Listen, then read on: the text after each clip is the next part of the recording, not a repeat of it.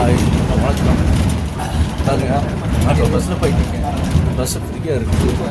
ஃப்ரீயாக இருக்கும்போது என்ன ஆகுதுன்னு கேட்டிங்கன்னா, இப்போ பக்கத்துலலாம் சீட் பாருங்கள், முன்னாடியெல்லாம் ஒரு ஃப்ரீயாக தான் இருக்குது.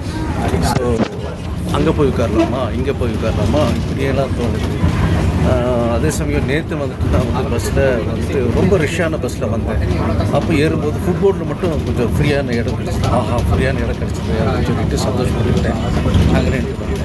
அதுக்கு முன்னாடி நாள் என்ன பார்த்தீங்கன்னா, பஸ்ஸில் போகும்போது ஒரே ஒரு சீட் பயங்கர ரஷ்ஷு, ஒரே ஒரு சீட் கிடச்சிது.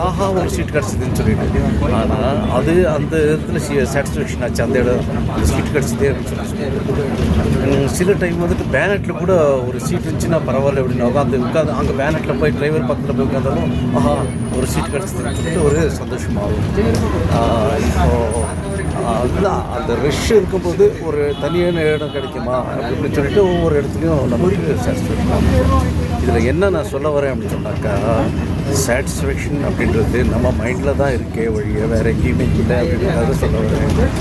என்னன்னா, நின்றுட்டே போகக்கூடிய ஒரு சூழல் வந்தாலும் நின்றுட்டே போகக்கூடிய சூழல் வந்தாலும் நிற்கிறதுல ஒரு சோகம் இருக்கும் அப்படின்னு நினச்சானாக்கா நம்ம அங்கே ஈஸியாக போய் சேரலாம். இங்கே போனாலும் இல்லை அப்படின்னா, ஐயோ நிற்கிறதுக்கு இடம் உட்காருக்கு இடம் இல்லையே அப்படின்னு சொன்னால் சாட்டிஸ்ஃபேக்ஷனே இருக்காது. அதே மாதிரி நம்ம லைஃப் இருக்கிறது என்னவோ அது சந்தோஷமாக இருக்குது அப்படின்ச்சா நம்ம லைஃப்பும் சந்தோஷமாக இருக்கும். ஐயோ அது இது இது இது நம்மகிட்ட ஆயிரத்தி நல்ல எல்லா விஷயமும் இருக்கும், அதெல்லாம் மறந்துடுவோம். எங்கேயோ இருக்கிறத ஒன்று நினச்சி ஏன்னா பக்கத்து வீட்டுக்காரங்களோ இல்லை முன்னாடி வீட்டுக்காரங்களோ யாரோ ஒருத்தர் அப்படி வச்சுருக்காங்க, அப்படி இருக்குது, அந்த மாதிரி இருந்தால் நல்லாயிருக்கும்னு நினைக்கிறோம். அப்படி இல்லை. வாழ்க்கையில் நமக்கு ஒன்றும் உணவு, உடை, இருப்பிடம் இருந்தாலே சந்தோஷம்.